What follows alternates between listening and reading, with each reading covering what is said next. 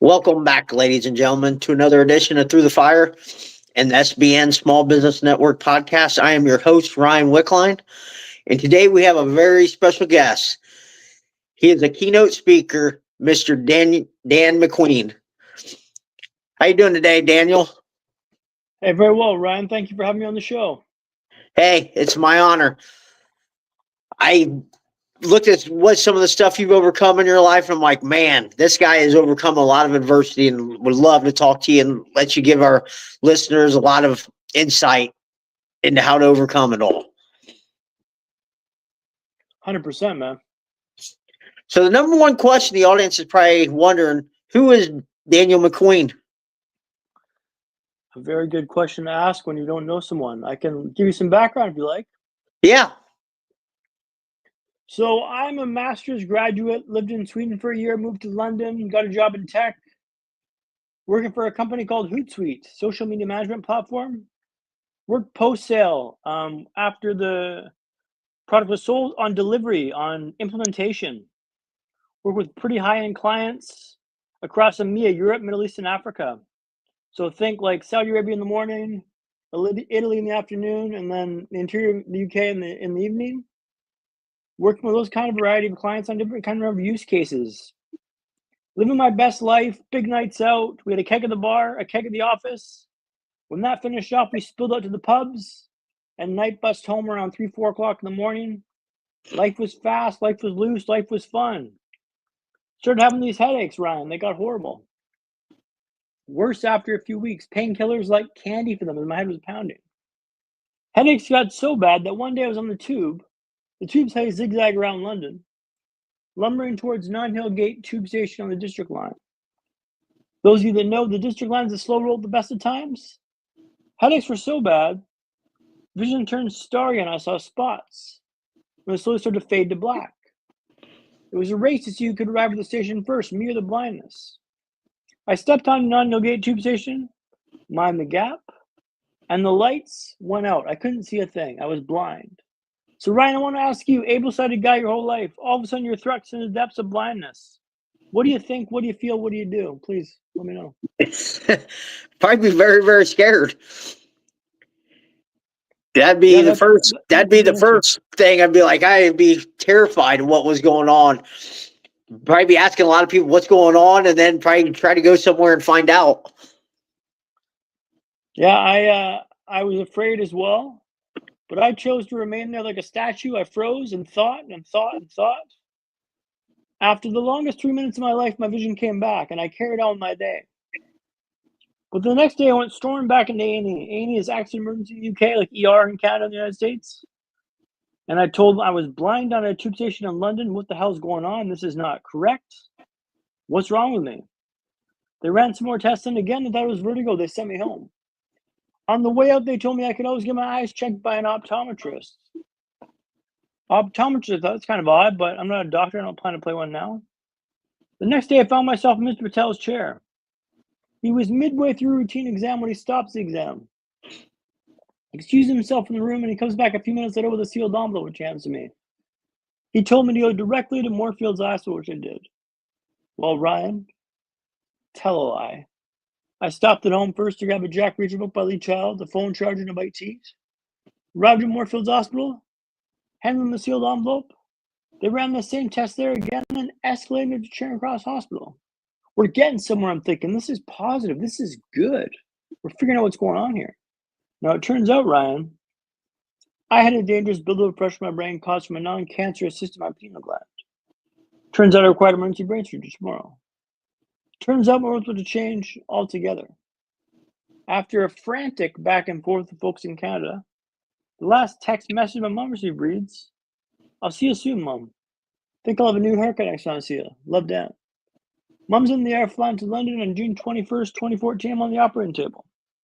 Something goes horribly wrong, and I have a massive bleed in the brain, a brain hemorrhage. The cyst burst when they operated. Mom lands and finds I'm in critical condition. Was in a coma for 4 weeks, but was in and out of consciousness for months after this.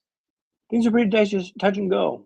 When all was said and done, I was learning how to walk, talk, and smile again, Ryan. Wow. What was your mindset like at that point? Well, confused. I woke up, mom, dad, and brother on the bed. I'm trying to talk, but I can't talk. The tracheotomy fried my vocal cords. So get me a pen and paper. I write down on the pen and paper, I go, get me out of here, and show it to my brother Cam. Make this happen. And he's looking at me like, dude, you got hoses coming out the wazoo. Your one eye is wonky as hell. You can't, your leg had atrophied in the coma. I couldn't walk, right? I was dead to rights. Slowly being told, hey, Dan, you had a brain hemorrhage. You've been in a coma for 4 weeks.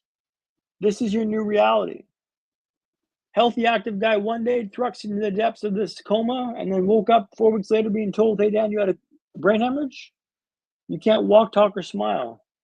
So the world got pretty small pretty quick. And I, quickly realized that, like, this is not good. This is not a fun situation to be in. And I laid in the suck for a few days, man.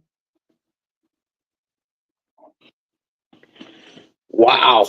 So how did you move forward from this? Well, it took a lot of reflection and thinking about the process of, like, well, this happened to you. This isn't fair it happened to you, right? But it's not your fault, but it's your responsibility. The brain hemorrhage didn't kill me. It came pretty close. I was, in dire straits in the coma for 4 weeks. They told my parents I may not make this. But it didn't claim you. It didn't get you. Now it's about what you think about it that matters, not what happened to you, but what you think about it that matters. So I quickly took on a mindset of I can get better, I can rehab better and build my life back up. And I got to work, man. Chop wood, carry water. And I incrementally improved getting the wheelchair from 45 minutes to 40, next week 35, then 30. And I gradually ramped it up. I picked a small target to hit and I ramped it up. Aim small, miss small, right? Yeah. And I kind of quickly realized that, like, I can control my effort, my input, my time in the wheelchair. I could shave that down by 5 minutes a week. And I started picking goals and targets like that to build myself back up and climb back out of this hole I felt myself down. It was not easy, Ryan, but it was simple. It was not easy, but it was simple. What do you mean by it was simple? Well, the goal was pretty simple, right? 5 minutes faster. Just wasn't easy to do 5 minutes faster. It was simple, not easy. So it was just easy to decide what the goal was, but getting 5 minutes off that time was pretty difficult. Think about this: 45 minutes of me going full send, getting from the bed to the wheelchair. Every muscle in my body aching, tearing, crying, screaming, moaning, and I'm gasping for air to move 5 minutes faster.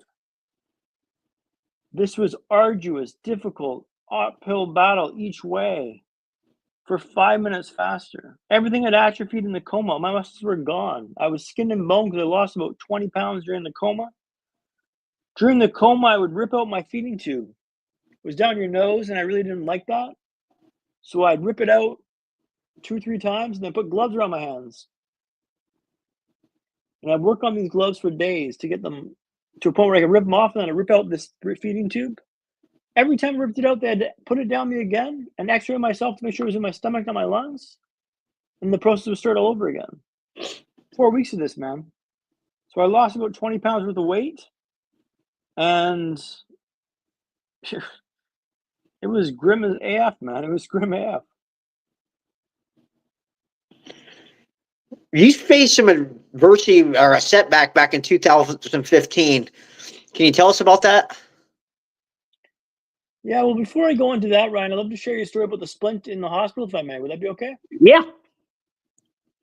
So, to give you an idea of how difficult this was to navigate post-injury, right? I was in a wheelchair.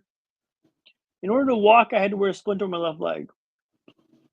Splints like a cast over your leg to gently tease the leg muscle back into shape, they told me. Gentle being the operative word. Now, the first night I wore the splint through the night, no issue, no stress. This will be easy, I thought. This will be easy. The second night, after 20 minutes, it was painful. After 30 minutes, it was dreadful. After 40 minutes, it was unbearable. I buzzed the nurse, take the splint off my leg, please. I can't handle the pain. But I told him tomorrow we're doing this for an hour. I'm a walker. I can handle the pain. Big talk. So third night, they're up the leg. Tie it off of the ankle. Give me the clicker, the nurse call button.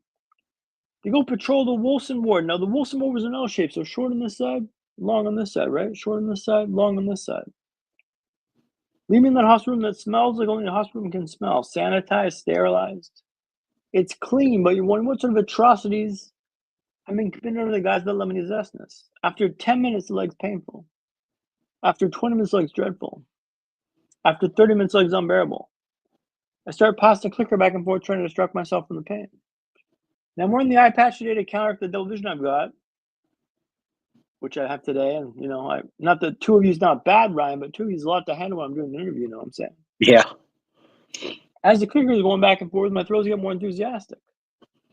So eventually, inevitably, I drop the clicker and it lands on the hard linoleum floor 3.5 feet down the ground. Sugar, I say. I didn't say sugar, Brian. Many adjectives of sugar were used, but sugar was not one of them, I'll tell you that much.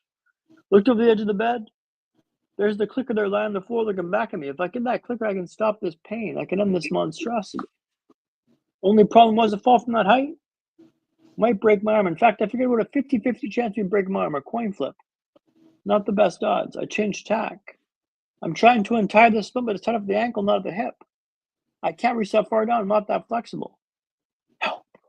Help! I'm yelling at the top of my lungs, but I can't reach them because they're the far end of the ward. They can't hear me yelling for help.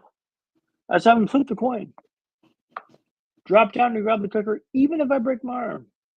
The splint's got to come my leg. That's part number 1, 2, and 3. Lower myself off the edge of the bed. Crash down in absolute heat. Blankets, wires, cables, all go. The arm holds. And I hammer the clicker, expecting the nurses to come bursting into the room like the bats have been put up. They kind of stroll in 5 minutes later. What are you doing on the floor, love? First of all, I say, that's a fantastic British accent there. Where did you say it from again? I didn't say that, Ryan. I didn't say that either. Let's get the splits off my leg, please. It's not what happens to you, but how you respond to the matters, right? It's not what happens to you, but how you respond to the matters, right? The reason why I told you stories I learned through lessons from this experience. The first lesson being, let's not pass the clicker back and forth. The second lesson being, let's try to splint up at the hip, not at the ankle. That way I can untie the shit that's happened going forwards. And the third lesson was, let's always be solutions oriented. When things go sideways in life, which sure as you're born they will, let's focus on a solutions-based approach. How do you resolve your issue? How do you fix your problem? With the help of the splint, I was able to start walking the hallways of the Wilson. On the Zimmer frame, a 4-post walker you kind of lurch forward on. Every step, man, remind you you're alive. Then I moved up to the Ferrari. Now, a Ferrari is a 4-wheeled walker and Ferrari racing red. I was going fast, albeit on an old man walker, so not that fast, but for me, this is greased lightning. Then I moved up to naked walks. Now, what's a naked walk, you may ask? I'm walking without sporter aids. I'm walking naked. The term kind of stuck. It was a long road down to get to the naked walks, but man, I was just happy moving. Then came time to walk in Tooting Broadway. So, Ryan, have you been to London, England? No. Okay. So, Tooting Broadway is an area in South London. An area they call up and coming. Think loud sirens, drugs, gangs. It's dirty, it's hectic, and boy, is it busy. I'm walking with a cane, I'm walking with an eye patch. After 4 months in a wheelchair, I'm literally bad behind ice. I turn the corner to walk on the high street for the first time. Immediately get slammed into by someone. Stagger back a few feet. Someone scurries past me on the right-hand side. I thought I was done with the rats. Someone had been stabbed on the sidewalk over here. I'm thinking, this is a pretty wild place to learn to walk. After a few days of this, I was thinking, this is the worst place to learn how to walk in the world. Can't they see I'm trying to walk here? Can't they see I'm trying here? And then one day my perspective shifted. Maybe this isn't the worst place to learn how to walk in the world. No, maybe this is the best. If I can walk here, I can walk anywhere. The Tooting Broadway didn't change, right? It went from the worst to the best in my mind, and my mood reflected that. What are you looking at in your life you're convinced is the worst? Convinced is the absolute worst. Hey, maybe it is. If you can find a way to turn down the suck a little bit, shift that perspective a little bit. I remember Mike Tyson famously said, everyone's got a plan until they get punched in the mouth. Now, your punch may not be a brain hemorrhage, right, Ryan? Facts. will be a job loss, a breakup, a diagnosis for you or a loved one, you will take that punch to the mouth. How you respond. I'm offering a compass, not a map, but a compass. It always points towards true north. Look at things like mindset, perspective, and hacks. Hacks that allow you and your team to better than yesterday, tomorrow. My name's Dan McQueen, and the reason why I told you that story about learning to walk in June Broadway is when you change the way you look at the world you look at changes. And you don't need a brain hemorrhage to understand that. Now, I shared that story with you, Ryan, to get an indication of like how difficult this was to get back to life, to get back to walking, to get back to everyday activities. This was an uphill battle through and through, and I had a lot of help and support. I'm very grateful to friends and family that came to visit me in London and the doctors who saved my life. But let's be honest here, man. Hard work works, and you got to go through the fire to get through where you want to go. Hard work works, man. I couldn't agree more with you on that. So why do you call it the W-shaped recovery journey? That's a good question, Ryan. So, as you alluded to, I had a setback in 2015. I'll elaborate on that quickly, and then I'll dive into what the W story means.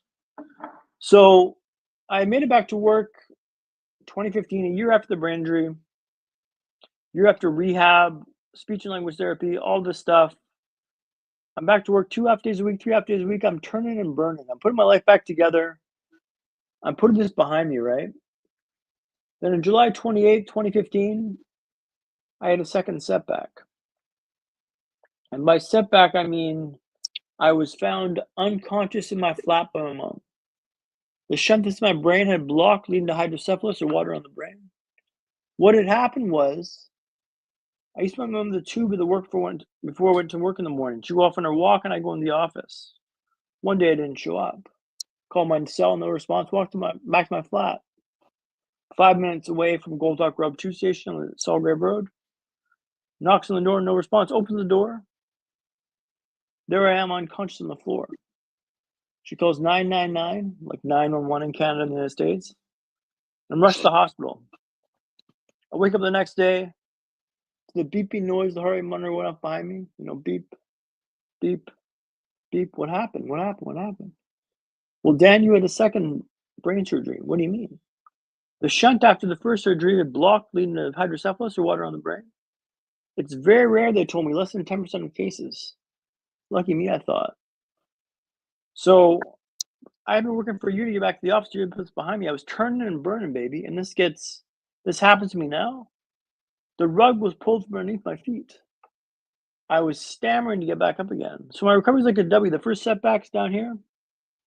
I kind of scampered back up, halfway back up. The second setback's not where the first one was.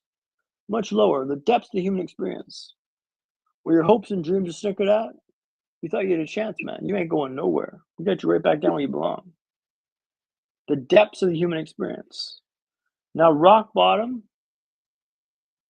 And I laid in the suck for a while here. I'm not going to make it seem like this was easy to overcome and navigate. But after a while, I realized rock bottom or bedrock. Bedrock's a pretty good foundation to build from. The gains from rehab were lost, but I knew I could do them again faster, better. I could be faster at this and rehab better. So I got to work. Chop wood, carry water. I could walk this time, so it wasn't at square one, thank God. But I incrementally ratcheted things up and got back to a place where I got back to work and putting this behind me. But the mental battle this was in my mind was so difficult to navigate, right?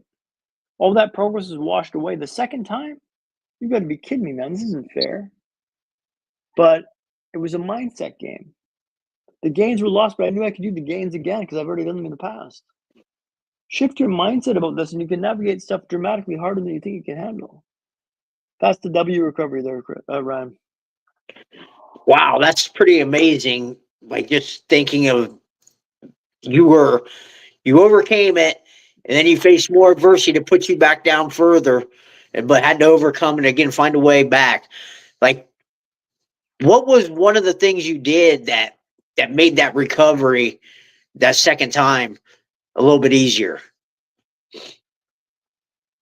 I fully leaned into the idea that it's not what happens to you, but how you respond to it. fully accepted my situation. I didn't whinge about it, I didn't wish about it, I didn't hope about it. I got to work. Acceptance is the key. Now, acceptance is a word that stops people, right? Dan, you don't know my story. Hey, you're right. I don't know your story. I can tell you without a shadow of a doubt, acceptance is the way forward. If you don't accept it, you can't improve your lot. You can't take steps to adapt to your new situation. Acceptance is key. The faster you get to acceptance, the faster you can improve. The faster you take steps forward. Acceptance is the way forward with this stuff. And that's a very abrasive term for people because they don't want to accept things because it's not fair that it happens to them. You're right, it's not fair. Gary Vee says the odds of you being a human being are 400 trillion to 1. 400 trillion to 1, that's a staggering number of zeros. You're more likely to win the lotto 10 times in your lifetime than you are to life in the first place. You get to do this. I'm only Dan McQueen because it's in my DNA. Without it, I'm not me. I wouldn't trade myself for the world. I get to do this. Shifting that mindset of I get to do this, what a privilege it is to struggle and strive, allows me to navigate this change and not feel sorry for myself because it's not fair.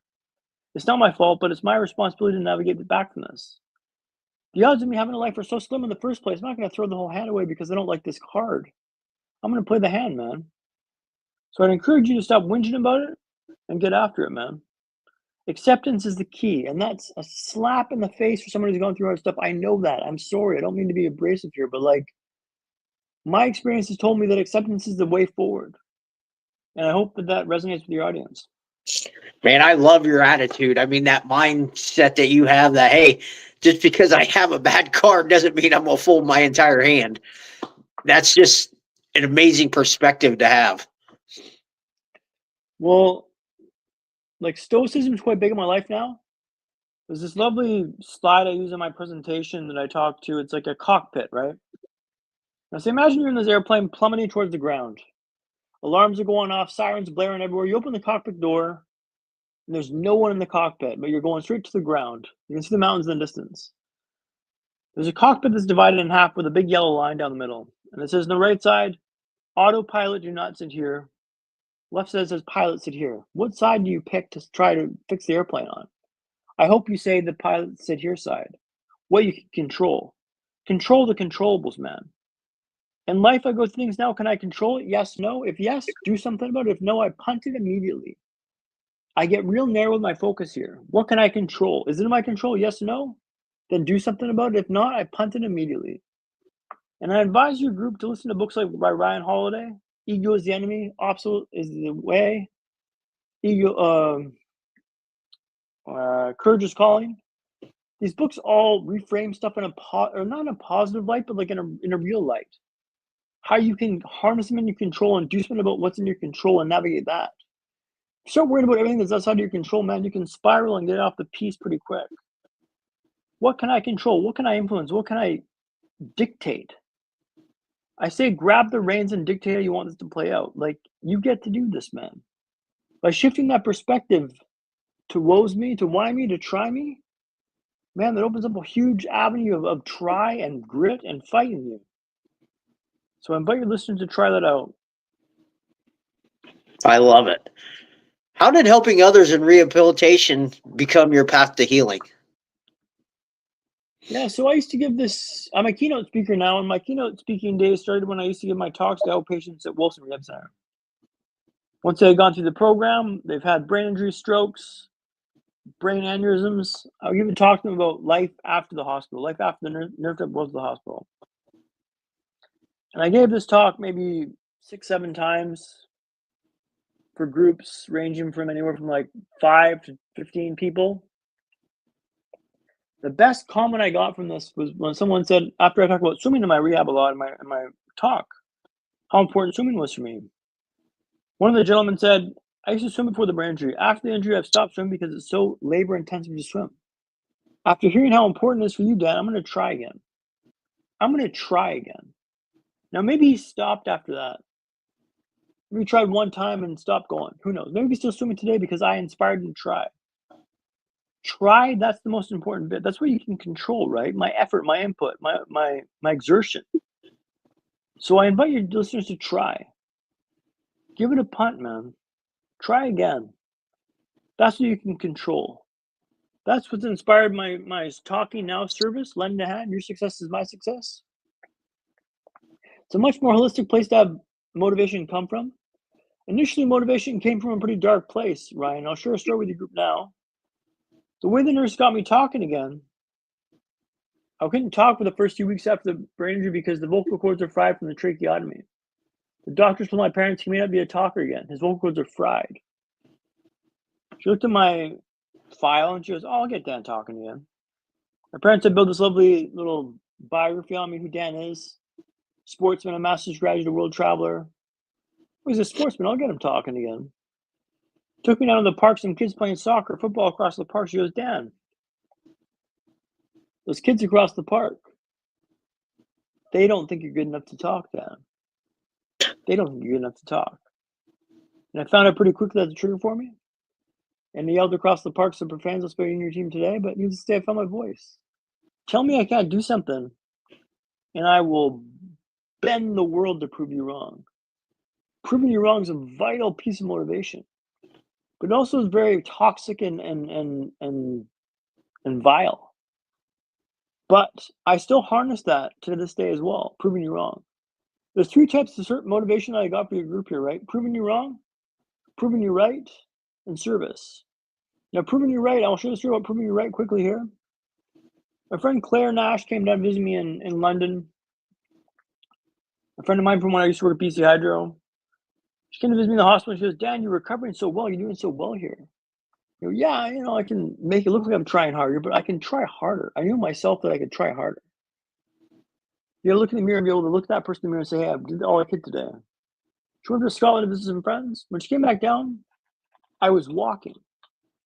I was in a wheelchair before she left, but I was walking when she came back down. I wanted to prove her right, to prove that I could be worthy of the price she's given me. So, prove you wrong, prove you right, and service. You can bridle all 3 of these horses of motivation. The more you can bridle, the more and faster you can go forwards. But don't judge your motivation. It comes from where it comes from.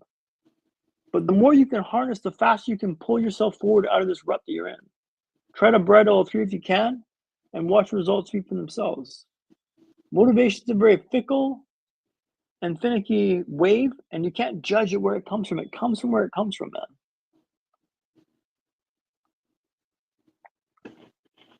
Awesome. So, what inspired you to start being a motivational speaker and giving keynotes? I had a lot of help, man. And maybe you don't have that help.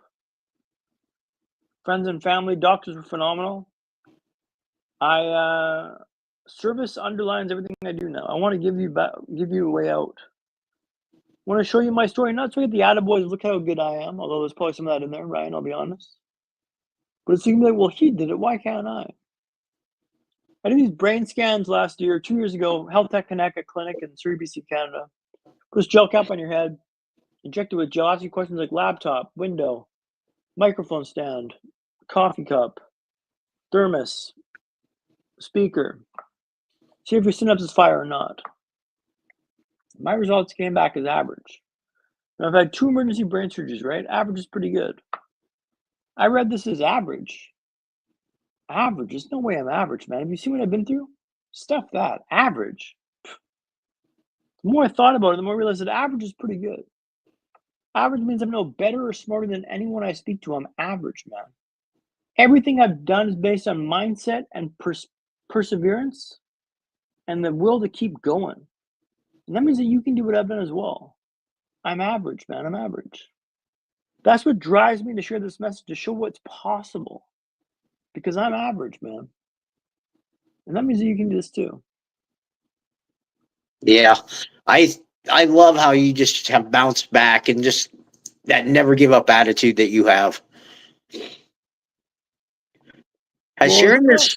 What's that? Sorry, go ahead. Go ahead. No, go ahead. I was going to say, like, it's not like this is easy when this happens, right? I have to say, I guess I'm leveling up. Every time a knockback happens, I go, I guess I'm leveling up here. You got to go into the fight. Why me? Try me. Like level up. I'm getting stronger, not easy. Don't wish it was easier. Make yourself stronger. Like, you got to get that mindset fixed, and once you do, you're invincible, man. Like, I feel invincible now. What do you come at me with that I can't overcome? I've overcome all this crap because my mindset's right. My mindset's pure. How has sharing your story helped with the healing process for you?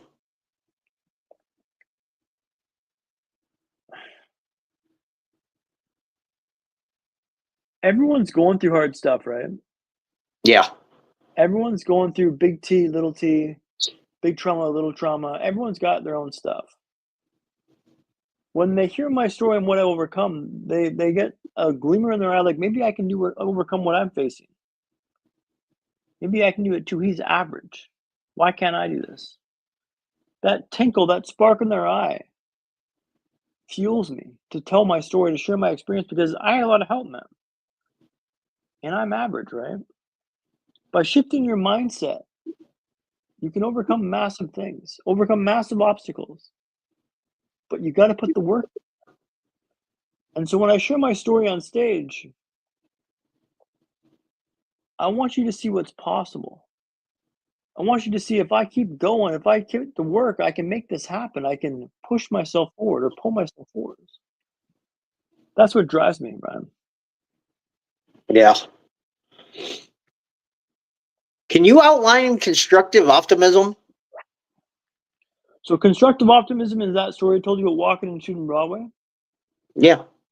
Just reshifting your mindset of like, is this the worst or the best? So initially, shooting Broadway was the worst place to know how to walk in the world, right? Why was it the worst? People bump into me, they don't respect me walking with this cane and stick. Like, can't they see I'm trying to walk here? And then I thought about it for a while. Like, I was dejected for a couple days. Why is this the worst? Well, they don't respect where I'm walking. It's tough, it's challenging, it's dirty, it's busy, it's hectic. Then I thought about it for a second. What if I reframe this? If I were to design a place to learn how to walk in the world, I wouldn't make it the easiest place to learn how to walk. I would make it the hardest because that would make me better. When that shifted in my mindset, constructive optimism, I realized that like, you're making me better at this. Thank you for the opportunity to get better. Bump into me, crash past me, good, bring it on. If I can walk here, I can walk anywhere. If you shift your mindset, man, you're unbeatable, you're unflappable because every struggle, strain, strife, knock is making me better. Thank you for the opportunity to get better here. But it's all Yeah. about how you look at the world, right? The worst know the best. Morning routines are important to you. Can you tell us yours? Yeah, for sure. So I wake up, depending on the day, depending on my schedule, and I'll make the bed first and foremost, right? I make the bed for two main reasons. The first reason is the first task you accomplish in the day, you pave the way for more success. Last thing you do today is get into bed. Hey, I accomplished that in the morning. The second reason is the room will look tidy. It can be messy, but the bed's made, the room will look tidy. Then I'll dive into push-ups. I've got a whoop strap which counts my strain, and I've settled on doing push-ups in the morning. I'll do 50 push-ups, 20, 20, and then 10, and then I'll jump in the shower. Get in the shower cold. Nothing heroic here, 1 to 3 minutes. The dopamine that's released from a shower of cold shower is the same as a key bump of cocaine or a tab of ecstasy. Allegedly. But that gives you a giddy up and go that's unparalleled, right? That gets you ready for the day. It proves that you do hard things. I get in the shower and then I meditate. I also now work on a bit of speech and language therapy. 10 minutes of that, 10 minutes of meditation. And then I'll have breakfast and then start my day. Every day is the same. I'm reducing the thinking I have to do in the morning. I do the routine every morning when it's available. If I have an early morning, I'll punt some stuff to make it fit the time frame. But on a normal day, that's my routine, and I swear by that. Awesome. Does that discipline help you then stay consistent and help with your mindset throughout the day? 100%, Ryan. So discipline is everything, right? If you don't have discipline, you don't have anything. Alex Hormozy says you don't get confident by shouting affirmations in the mirror, by doing what you say you're going to do day in, day out, week in, week out, month in, month out, year in, year out. I don't question if I can do it. I do hard things every day. The cold shower is never pleasant, but I've done that for years, so I know I can do it. Another example here, I get in the pool 3 times a week. I'm going tonight to swim. Every day in the pool, I sit in 10 for laps I go. It could be 40, 50, 60, 70, 80. Got a lap counter which counts my laps. And I owe those laps no matter what, Ryan. Well, save one exception. If there's a backstroker in my lane, I can negate the lanes entirely and go directly in the sauna and hot tub. I got a special thing with backstrokers. Don't get me started with them. But it's keeping that promise to yourself. And I don't question if I can do it because I've done it for days, weeks, months, and years, right? But a new one now, I go in the sauna after I'm in the pool. In the sauna for 10 minutes. I'm starting to get pretty hot. I'm sweating buckets. I'm moving down a rung. I decide then and there I'm not the next one out of the sauna. I'm looking around. Who's the next one out of the sauna? Not me. But who's the next one out of the sauna? It's not me. I've lost this game once over the past 2 months, right? There was a lady in the sauna. She was lying down. I'm like, oh, I can beat her. The lie downs in the sauna, you cannot beat them. They're ferocious competitors and they're vicious in the sauna. I don't compete with them. But everyone else, I'm never the next one out of the sauna. But I've worked at that over days, weeks, months, and years of doing this, right? But that undeniable stack of evidence is to do what I say I'm going to do. Day in, day out, week in, week out, month in, month out. I've proven to myself that I can do hard things, that I do what I say I'm going to do. If you keep that promise to yourself, man, you can watch the world unfold to help you reach your goals you want to achieve. But keep that promise to yourself. You got to look in the mirror every night and say, hey, I did what I say I'm going to do today. I did what I say I'm going to do today. And just keep that promise. Keep your word. Yeah, I love it. You started a podcast there a while back that you said you put on hold. What's the name of the podcast and where can people go to listen to it at? Yeah, for sure. The podcast is called Play Loose, Look Tight, Documenting the Process of Life After. It's on Spotify, Apple Podcast. I've done 7 episodes. It's on pause right now. Now, what does the title mean? It's kind of odd. Let me walk it through for your listeners. It's a life mantra in 4 words. The first 2, play loose. Life's about play, intention, having fun. Life's supposed to be light and joyful, playful. Alan Watts talks a lot about play. When life's about play, you can punt the stress and enjoy the process of playing. The second part is look tight. Be on time with your dress and demeanor. Be intentional. Show up how you want to show up day in, day out. Play loose, look tight, and then documenting the process of life after is my brain injury. It's stories from behind the veil of like injury, me navigating change, and interviewing people that have gone through some difficult stuff in the past as well. It's a pretty rough and ready podcast, Ryan. It's not the most edited piece of art in the world, but it's pretty raw and authentic, and it's a good asset for people going through difficult times. Awesome. Are you going to get that back up and running here anytime soon? We'll see. The next priority is getting the speaking business more consistent. Once that pops off, I will look to get the podcast back and rolling. But no immediate plans to get it back and running just now. But it's a passion piece, and I really enjoy doing the podcast. So I think I'll get back going when I can. Awesome.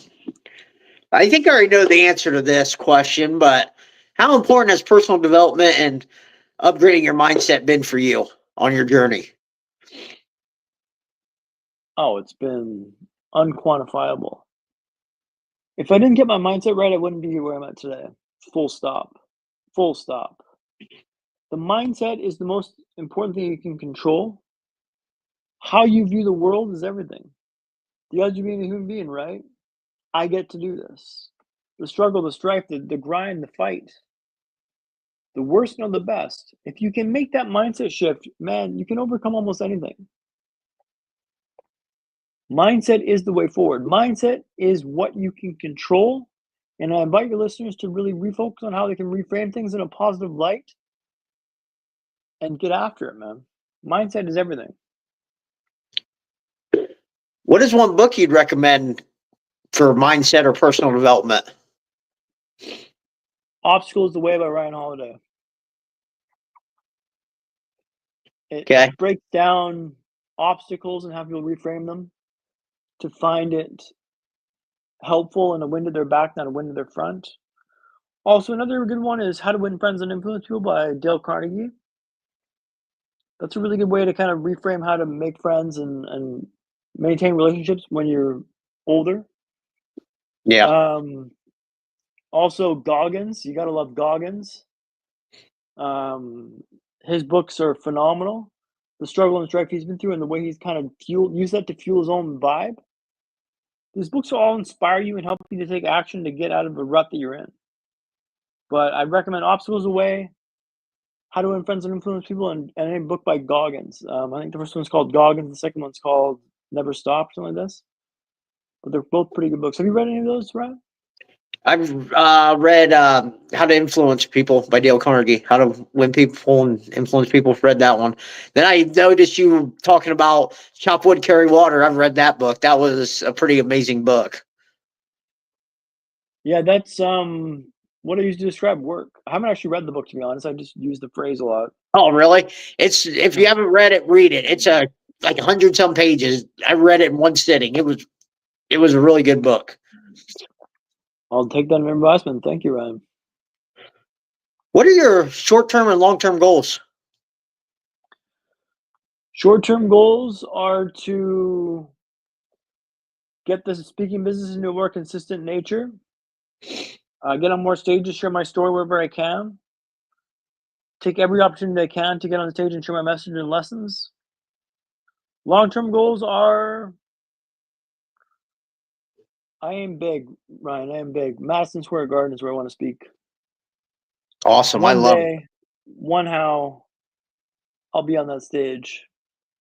That's audacious. That's egotistical. That's ridiculous. But like, why not, man?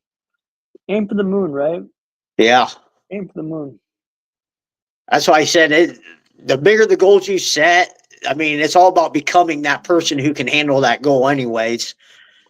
So when you hit it, it means so much more. But like you get to these goals by ratcheting it up, right? I'm not speaking ever and then trying to speak on Madison Square Garden, right? Yeah. I'm speaking every podcast I can get on, every stage I can get on. And I'm going to ratchet this up to a point where it's going to be a very small step to get there, right? Yeah.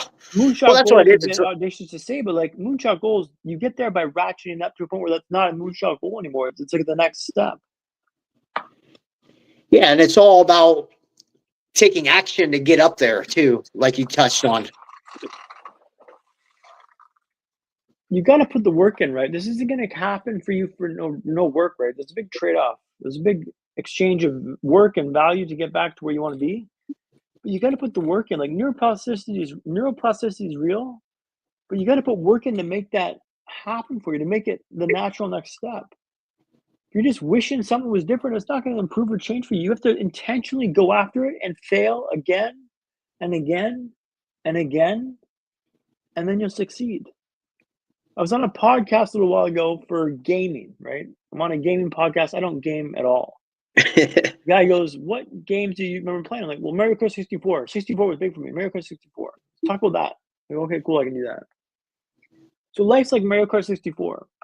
Going around the mushroom circuit, obstacle in the second left-hand turn. Hit it the first time, okay, cool. Hit it the second time, not the best, but okay. Hit it the third time, it's like, dude, you know the obstacle's there. Drive around it. Start identifying these patterns and understand that there's an obstacle in that third turn. Avoid it. There's patterns in life as there are in the game. Start looking at life like in this gamification mindset of like, no, drive around that obstacle. You know it's there. But like, start looking at life through that lens, if that makes sense. Yeah. How can people get a hold of you?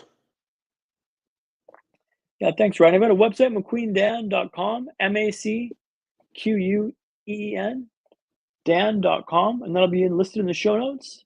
And McQueen Dan across the socials. Awesome. Yeah, I'll list all that in the show notes. Is there anything we haven't talked about that you want to talk about? So if you're going through a hard time here, and I imagine your audience is 3 words for you to remind yourself to get after it: better than yesterday. Let me map this out for you. Everything in your life, look to improve 1%. Every day, forever. Just be better than you were yesterday. 1% better. Doesn't matter if it's much more than that. But just ratchet this up to a point where the next step is a logical next step where you can get to your goal. But if you believe in this better than yesterday vibe, you can accomplish almost anything, man. But better than yesterday is how you start. Doesn't matter where you start, but just be better than you were yesterday. And then better again than the day before. and just keep climbing this ladder, man. It's not going to happen overnight. It takes years to get back to better, back to basics. Like this took me, it's been 10 years since the brain injury, 10 years from the last setback. I've been working at this every day since then with intention, meditating, working out, cold plunging. Like I've been doing stuff to get myself betting my mind right. It takes work, man. But better than yesterday is what you can take on board today to help you navigate this difficult change in your life.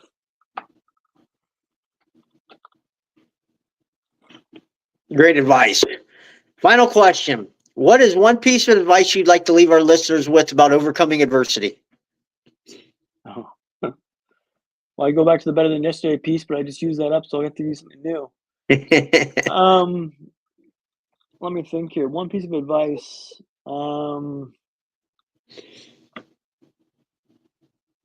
Aim small, miss small. What do I mean by this? Your target shouldn't. You can have a big overarching big goal, but to get there, you get small targets you can hit, and then ratchet up to that level, and then aim a bit higher, and then ratchet up to that level. But you get there by ratcheting up small. Aim small, miss small. Don't aim to bite. They say don't eat an elephant in one go. You eat it piece by piece. So just ratchet up one step at a time. I used to walk in in Turnpike Lane. I used to go for walks in the morning before work. Go for 1 block, then I do 2 blocks the next week, then 3 blocks, then 4 blocks, then 5 blocks, then 6 blocks. I'd ratchet this up to a point where it was pretty easy to make the next step. Before you know, I was doing 10, 12 blocks in the morning. But I got there by doing 1 block in the morning. The week after, I did 2 blocks. But that's how you build progress, is by picking a small target, hitting it, and ratcheting it up. So aim small, miss small would be the answer there, Ryan. Awesome. I love that. That's the philosophy I live by, is aim small, miss small. Well, Dan, I can't thank you enough for coming on here and sharing your story with all of us. I truly believe you are an inspiration to everybody. Hey, Ryan, thank you for your time, brother. It's been a pleasure to be on the show. Well, guys, that's going to be all the time we have here today. Remember, the only way to get what you want is go through the fire.